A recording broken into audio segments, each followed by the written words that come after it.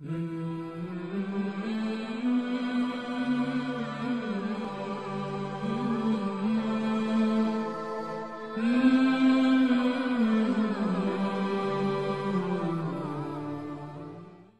pertama mencari rizki adalah bertakwa kepada Allah. Takwa. Kita sering dengar khatib Jumat selalu memberikan wasiat kepada takwa, dan itu termasuk rukun khutbah Jumat, harus memberikan wasiat kepada takwa. Tapi sayangnya orang-orang lebih mementingkan cari rizki lewat kantornya, lewat tempat usahanya, daripada bertakwa kepada Allah datang sebelum khatib naik mimbar. Antum bisa lihat berapa persen orang yang datang setelah khatib naik mimbar dan sebelum khatib naik mimbar. Lebih banyak mana? Jamaah, lebih banyak mana? Yang datang setelah khatib naik mimbar, sehingga dia tidak pernah dengar wasiat khatib. Ya ayyuhalladzina amanu taqullaha haqqa tuqatih wa la tamutunna illa wa antum muslimun. Tidak pernah mendengar khatib berwasiat usikum bitaqwallah faqad fazal muttaqun. Enggak pernah. Bertahun-tahun dia hadir Jumatan, dia tidak pernah mendengarkan wasiat untuk bertakwa, karena dia lebih memikirkan cari rizki itu dengan usaha dia saja. Jamaah, yang bagi rizki itu bukan kantor, yang bagi rizki itu bukan atasannya, bukan bosnya, tapi Allah Rabbul Alamin. Manusia berusaha, tapi Allah yang menentukan. Wa yarzuqhu min haitsu la yahtasib, dan Allah akan kasih rizki dari arah yang tidak disangka-sangka. Nah, antum udah bekerja? Belum? Antum udah kerja? Baik, udah usaha, wira swasta. Antum lebih seneng mana? Rizki yang sudah tahu dan rizki yang belum tahu? Yang belum tahu. Rizki yang antum sudah tahu, ana insya Allah biasa akhir bulan ini dapatlah gaji berapa, 3 juta.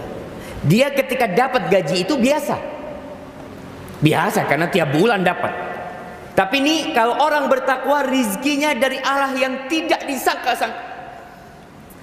Artinya tahu-tahu ada orang datang ke rumah atau orang transfer ke rekening. Antum seneng nggak jamaah? Ada di Jember orang dapat transferan 1 miliar. Dia lihat, Allahu Akbar, kata dia, rizki. Ternyata dia dipanggil ke Jakarta. Ada orang yang mau cuci uang, jamaah, masuk ke rekening dia. Bukan rizki, malah balak buat dia. Dia harus dipanggil, antum dapat dari mana duitnya? Tapi yang jelas rizki yang tidak disangka-sangka itu lebih nikmat rasanya. Antum di rumah lagi duduk-duduk, tahu ada tetangga yang kirim pisang goreng. Allahu Akbar. Mimpi apa semalam? Tetangga kirim pisang goreng. Rizki. Dan Allah mengatakan di surah Al-A'raf ayat 96, walau anna ahlal qura amanu wattaqu. Andai kata penduduk negeri itu beriman dan bertakwa. Tidak berbicara andai kata penduduk negeri itu semangat bekerja, mereka tidak kenal lelah, siang jadi malam, malam jadi siang, tangan jadi kaki, kaki jadi tangan. Allah tidak berbicara itu, jawab. Ada orang yang tangan jadi kaki, kaki jadi tangan, hidup berkeringat terus, tapi rezekinya tetap tidak berubah. Sampai mati jadi kuli. Ada. Anak kadang-kala kesian tatkala melihat orang yang kerjanya susah lalu tidak sholat. Kesian jamaah. Orang-orang di pasar yang sebelum subuh sudah ada di pasar. Entah kalau di Surabaya, tapi di Jember kita kadang-kala melihat ada orang yang bawa apa, ibu-ibu yang bawa suwunan itu. Sebelum subuh dia sudah jalan. Adzan subuh tidak berhenti. Ada yang mikul dari desa terus ke kota dia jualan. Adzan subuh lewat, masjid tidak berhenti.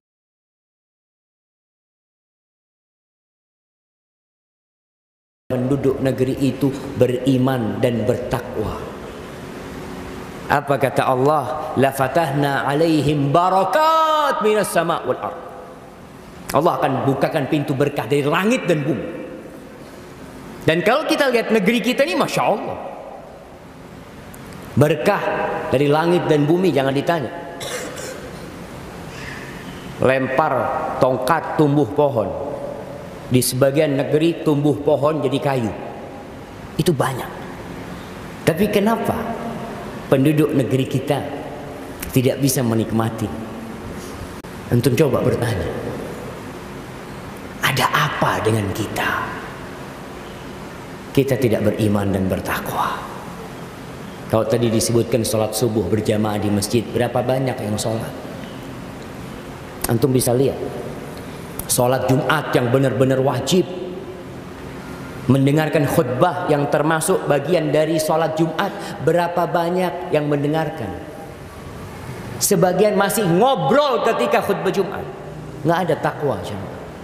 Yang kedua, kunci rizki yang kedua, istighfar.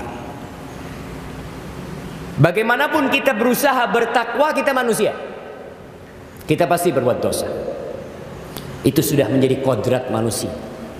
Bahkan kalau kita nggak ada yang berbuat dosa, dunia ini akan dikosongin sama Allah Jalla Jalaluhu. Allah akan datangkan makhluk yang lainnya yang berbuat dosa.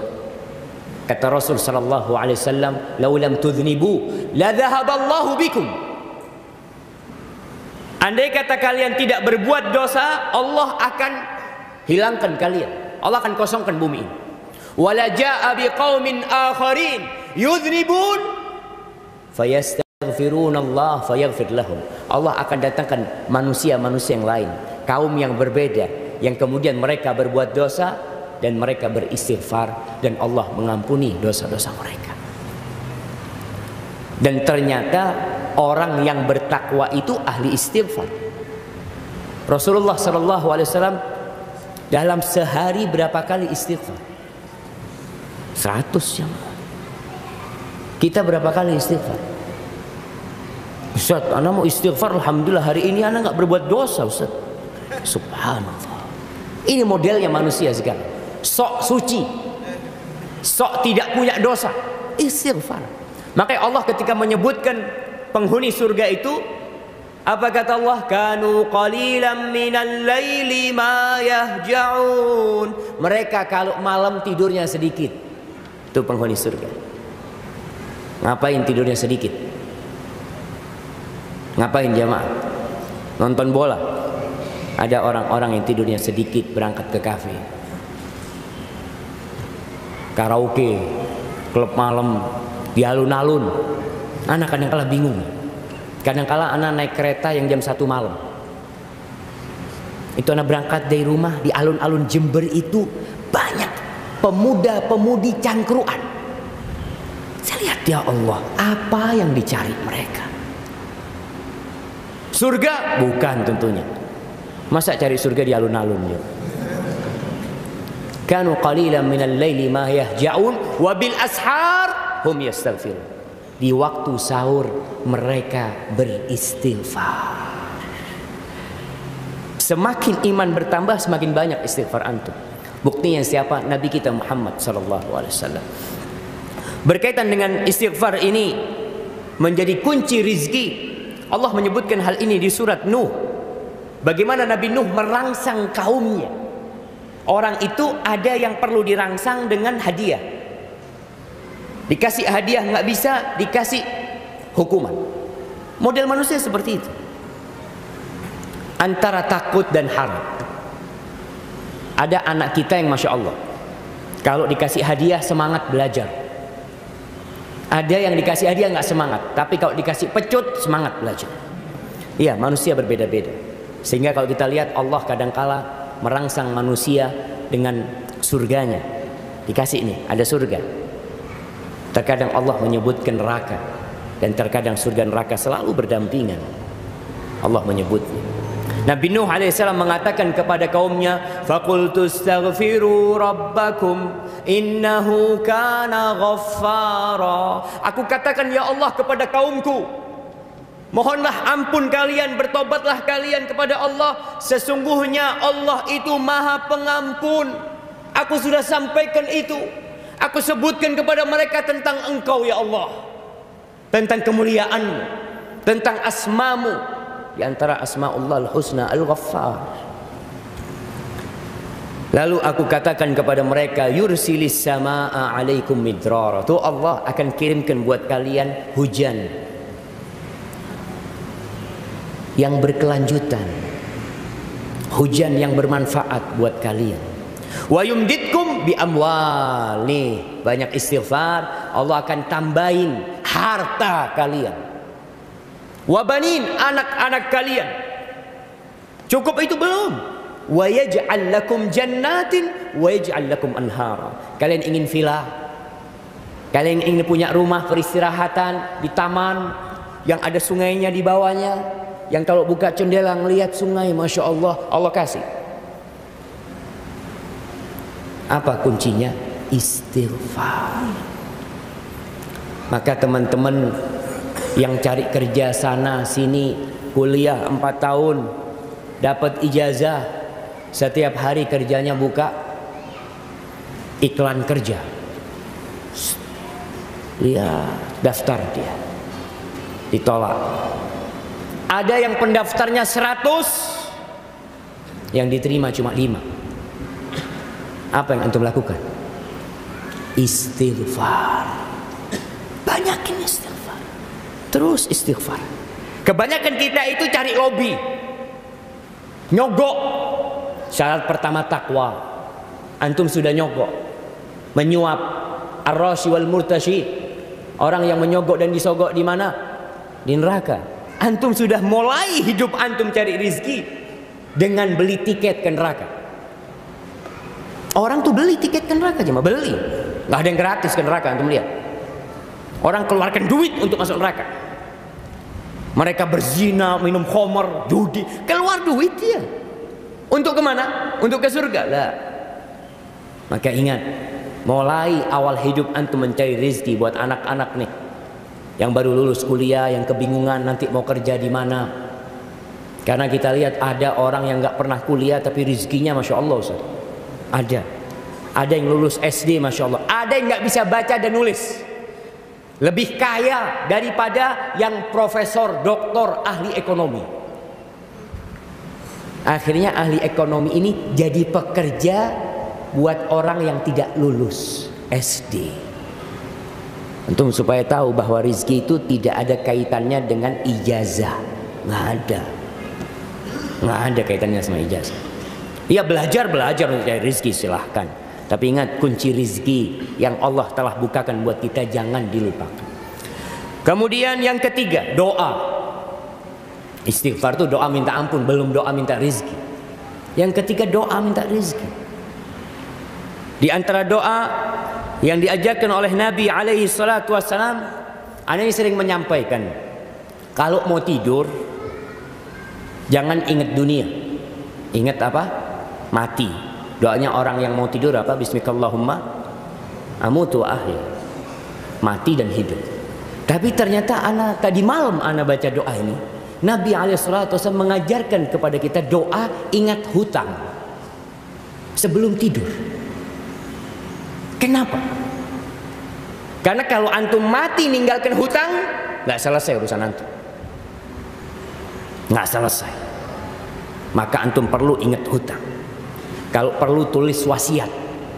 Kalau punya utang, mungkin anak-anaknya pada nggak tahu, hanya antum yang tahu, tulis wasiat.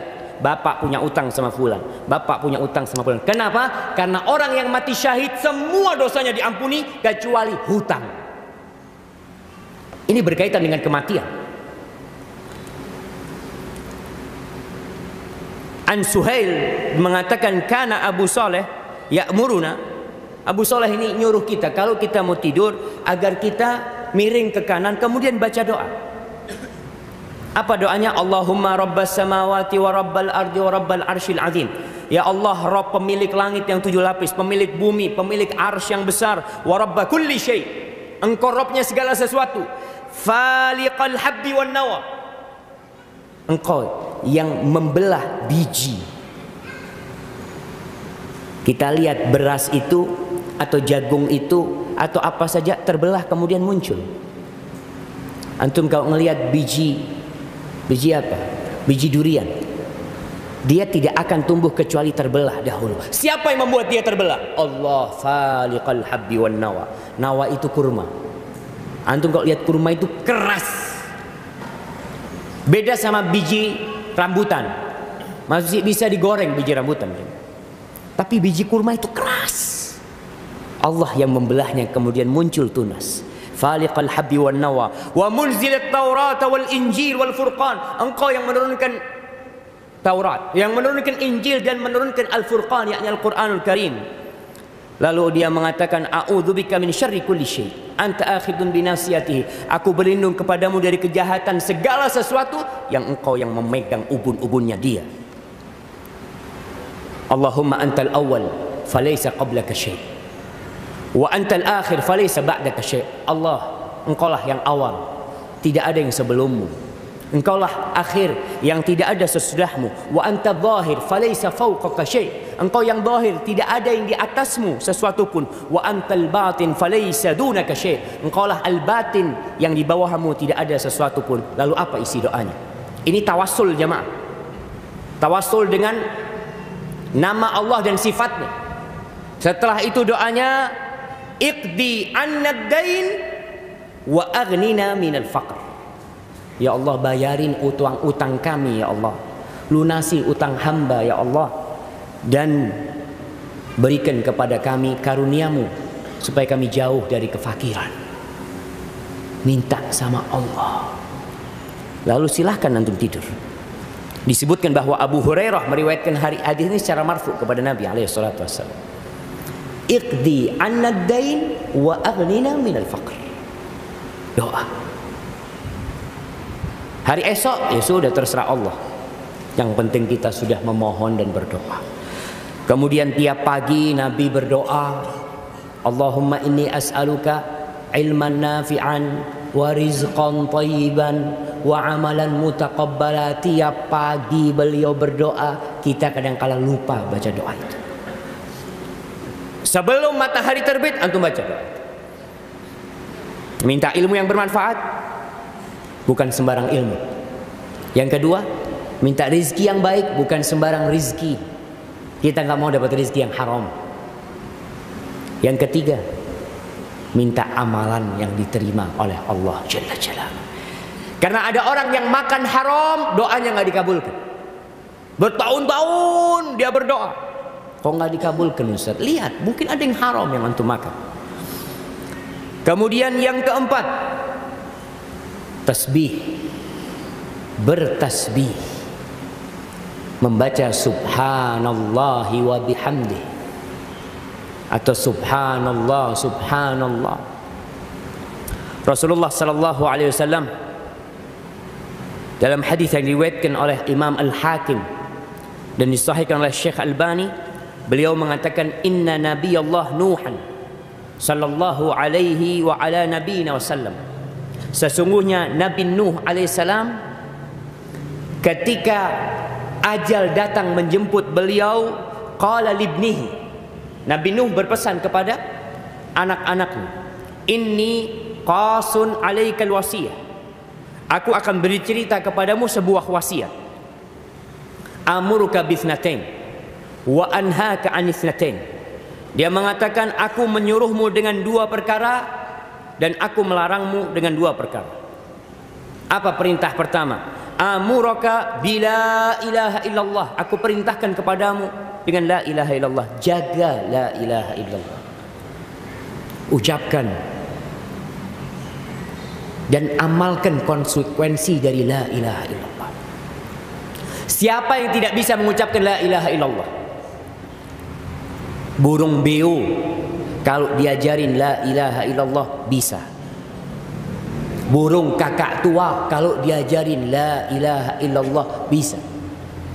Tapi apa yang membedakan la ilaha illallahnya dia dengan la ilaha illallahnya seorang muslim? Apa bedanya jemaah? Kita dituntut untuk memahami artinya, melaksanakan tuntutan dan kandungan la ilaha illallah. bukan sekadar mengatakan la ilaha illallah. Makanya ada orang yang mengatakan la ilaha illallah, tapi dia benci sama Allah. Dia tidak menerima aturan Allah.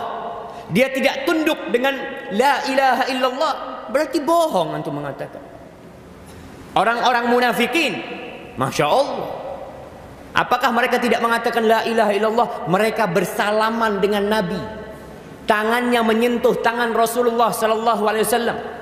Antum baca surat Al-Munafiqun. Idza ja'akal munafiquna qalu nashhadu innaka la rasulullah wallahu ya'lamu innaka la rasuluh wallahu yashhadu innal munafiqina lakadzibun. Bohong.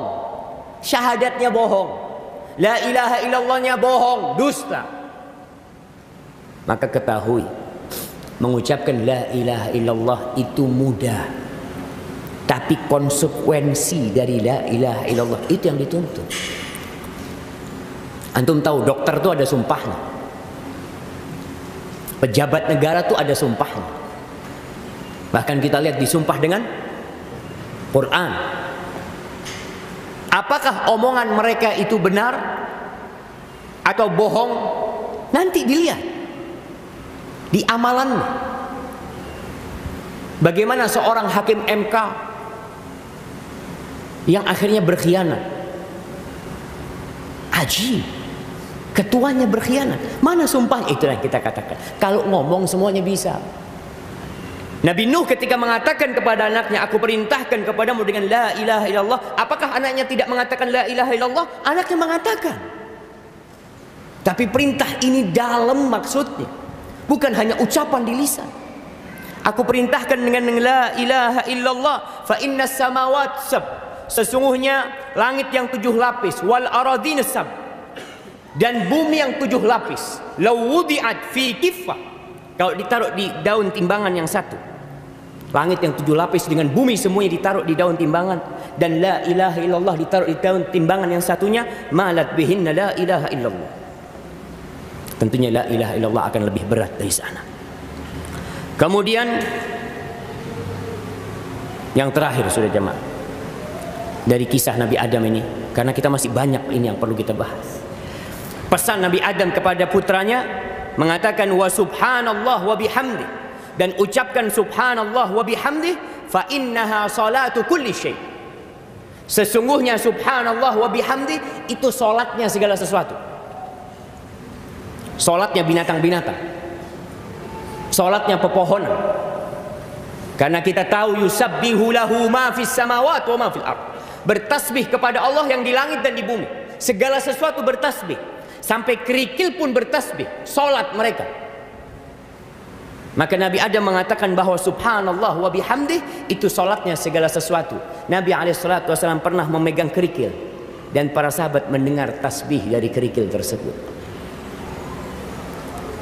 Terus Nabi Nuh mengatakan apa? Nabi Nuh mengatakan wa biha yurzakul khalq. Dengan subhanallah wa bihamdih hamba dapat rizki. Maka antum banyak-banyak membaca subhanallah wa bihamdih.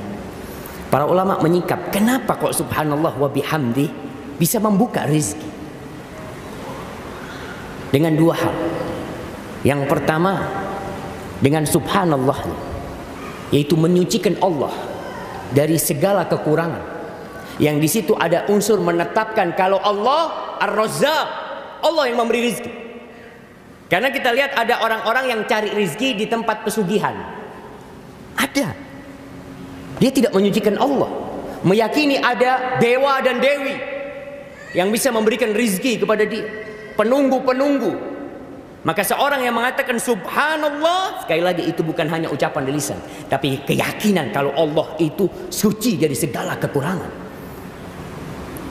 Yang kedua, dari wa bihamdih, kita memuji Allah, bersyukur kepada Allah. La in syakartum la azidannakum. Kalau kalian bersyukur, aku akan tambahin. Maka tatkala antum mengatakan subhanallah wa bihamdi, hadirkan perasaan menyucikan Allah dari segala kekurangan, dan pujian hanya milik Allah semata. Aku mau berusaha apapun, kebaikan apapun yang aku lakukan, tetap pujian milik Allah Jalla Jalaluhu. Kemudian yang ke berapa? Kelima, tawakal. Kuncinya tawakal. Oleh karena itu kalau antum keluar dari rumah, apa yang antum baca? Bismillahi tawakkaltu 'ala Allah. La haula wala quwwata illa billah. Rasulullah sallallahu alaihi wasallam mengatakan, "Lau annakum tawakkaluna 'ala Allahi haqqa tawakkulihi." Andai kata kalian bertawakal kepada Allah dengan sejatinya tawakal, dengan sebenar-benarnya tawakal, la razaqakum kama yarzuqut tayr. Allah akan kasih rizki. Nih, tawakal dapat rizki. Rizkinya kalau tawakalnya kalian benar, Allah akan kasih rizki kepada kalian seperti Allah kasih rizki kepada burung. Taghdu khimasan wa taruhu bitanan. Burung tuh pagi kita lihat keluar dari sarangnya. Apakah burung itu punya gaji, jemaah? Ana ada gaji, Ustaz, harian. Ya ada burung itu. Pokoknya terbang. Terbang. Kerja iya, nggak boleh seorang muslim itu tawakal ada di rumah. Tawakal duduk di masjid. Bismillahi tawakkaltu 'ala Allah. La haula wala quwwata illa billah. Di mana? Duduk di masjid, tawakal keluar. Burung tuh terbang. Ada usaha dari dia. Pagi berangkat, sore pulang. Itu burung ada usaha. Karena arti tawakal ini jamaah dua. Yang pertama, as-siqatu billah, yakin kalau Allah yang ngasih rezeki. Allah ini bisa menyelesaikannya, itu keyakinan. Yang kedua, al-i'timadu 'ala Allah, menyandarkan diri kepada Allah. Kita udah yakin dan kita sandarkan, udah urusannya sama Allah. Maka seorang istri kalau suaminya berangkat kerja, doakan suaminya. Ingatkan, Mas, jangan lupa doa keluar rumah supaya pulang tenang. Kalau istri mengingatkan suaminya tawakal, pulang ke rumah ngomong, maaf dik, hari ini nggak dapat duit, cuma 20.000. Sekarang ada orang yang kerjanya ojek online, ada yang taksi online, ada orang yang kerjanya memang nunggu panggilan, nggak tahu dia jamaah. Tawakal, serahkan semuanya kepada Allah. Kalau hari ini nggak dapat rezeki, mungkin waktunya aku mati. Karena orang itu tidak akan mati kecuali rezekinya sudah selesai semua. Maka hadirkan jamaah. Orang-orang yang beriman itu suka bersedekah, wa ala rabbihim yatawakkalun, dan mereka bertawakal kepada Allah. Sudah serahkan sama Allah semuanya. Apa yang kita cari jamaah? Apa yang mau kita andalkan? Ini subhanallah, ada orang, karena kalau ingat kisah orang ini di Pekanbaru, masya Allah, dia dulu kongsi sama 3 orang non muslim, punya perusahaan 4. Lalu ketika dia tahu riba itu haram, dia tinggalkan. Dan 3 orang ini ngasih tahu, kamu kalau tidak berurusan dengan bank nggak bisa jalan usaha, harus, kata dia. Ya enggak lah, anak keluar. Dia akhirnya keluar. Dia bikin usaha sendiri, melanjutkan. Dia cerita, anak punya utang 25 miliar. 25 miliar. Alhamdulillah Ustaz, setahun lunas. Lunas tahun itu utang. Dan sekarang anak semakin yakin sama Allah Ustaz. Kalau kita bertakwa, kita bertawakal, kita selalu beristighfar, kita selalu berdoa, selesai urusannya sama Allah. Kita sekarang punya proyek-proyek Ustaz, nggak ada yang suap menyuap itu. Mau dikasihkan ke kita, kita garap. Sampai kemarin dia cerita, ketemu anak di airport, ada proyek 100 miliar dari Pertamina. Anak nggak ada Ustaz. Anak buah anak berangkat dari Pekanbaru ke Jakarta, ketemu sama yang mau kasih proyek. Yang kasih proyek tanya, saya mau dikasih berapa? Apa kata orang ini? Enggak Pak, kita nggak pakai kayak gitu-gitu. Itu proyek dikasihkan kita garap sesuai dengan yang diminta. Tapi kalau suap menyuap ini itu kita tidak ada. Oh kalau gitu kita nggak kasih proyek lah. Ya nggak apa-apa Pak. Ya sudah, pulang nih orang jangan. Pulang. Besoknya ditelepon. Ini proyek buat kamu. Proyek 100 miliar. Dengan apa? Dengan yang tadi. Kita kadang-kala takut, nggak mungkin sekarang sistemnya udah kayak gini, nggak mungkin dapat proyek, nggak mungkin dapat tender, nggak mungkin. Aina Allah? Di mana Allah? Seakan-akan yang membuat keputusan itu manusia. Allah yang memutuskan semuanya jemaah. Dan sebelum antum lahir, Rizki antum sudah ditulis. Dan Nabi SAW mengatakan fa'ajmilu fit thalab. Cari rizkinya dengan cara yang jamil, dengan cara yang cantik, dengan cara yang halal dan indah. Jangan sekali lagi kita mengatakan kalau nggak kayak gini nggak bisa. Kadangkala ambisi dunia saja, bukan nggak bisa, takut diambil fulan, takut ketukar rizkinya, nggak bakal ketukar. Kalau itu bukan rezeki antum, proyek selesai antum masuk penjara. Itu bukan rezeki antum. Banyak orang yang proyek selesai, dia punya ini itu, masuk penjara. Karena itu bukan rezeki antum sebenarnya. Jangan pakai cara yang haram, jamaah. Kemudian yang ke berapa? 6, 7. Antum kalau sudah mulai salah-salah ini lapar berarti. Yang ke-6, sholat 2 rakaat atau sholat 4 rakaat di waktu pagi, di awal pagi. Di awal pagi. Sholat apa ini? Sholat apa? Sholat suruh. Iya, anak akan bacakan sabda Nabi SAW. Nabi mengatakan dalam hadis riwayat Ahmad dan Abu Dawud, dan hadis ini sahih. Qala Allah Azza wa Jalla. Allah berfirman. Hadis ini hadis qudsi. Ya ibna Adam, wahai anak Adam, la ta'jiz an 4 raka'atin min awwalin nahar akfika akhirah. Wahai anak Adam, jangan sampai engkau lemah, malas melaksanakan 4 rakaat di awal siang. Jangan sampai. Aku akan cukupi akhirnya. Rizkinya sudah aku jamin sudah engkau. Dalam riwayat lain disebutkan Ibnu Adam irka li 4 rakaat min awalin nahar akfika akhirah. Anak Adam, engkau ruku 4 rakaat di awal pagi, awal hari, aku akan cukupi engkau sampai akhirnya. Ada 2 penafsiran para ulama 4 rakaat ini. Yang pertama, 2 rakaat sebelum subuh plus 2 rakaat sholat subuh. Itu penafsiran yang pertama. Penafsiran yang kedua adalah sholat duha. 4 rakaat sholat duha. Ya sudah, antum lebih yakin sama yang mana? Laksanakan dua-duanya. 2 rakaat sebelum subuh kita tahu kemuliaannya, sholat subuh kita tahu kemuliaannya, dan sholat duha, masya Allah, dijamin rizkinya sampai akhir. Maka jangan lupa sholat duha di awal pagi. Dan puncak sholat duha ini kapan? Yang paling mulia ketika anak onta kepanasan. Hina tarmudul fisal. Anak onta kepanasan tuh, nah itu yang paling mulia. Jam berapa kalau di Indonesia?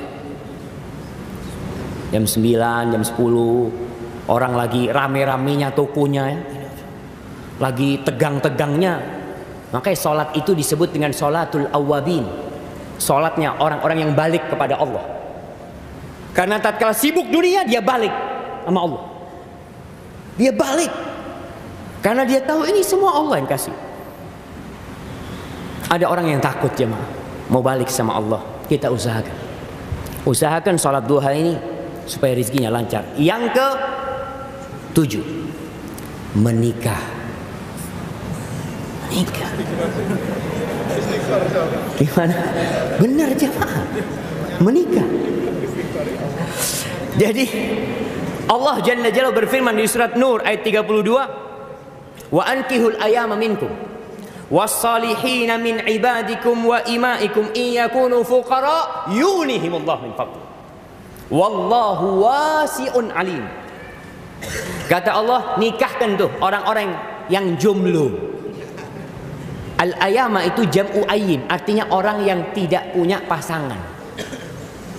Bahasa sekarang, betul, jomblo itu yang nggak punya pasangan, yang belum menikah.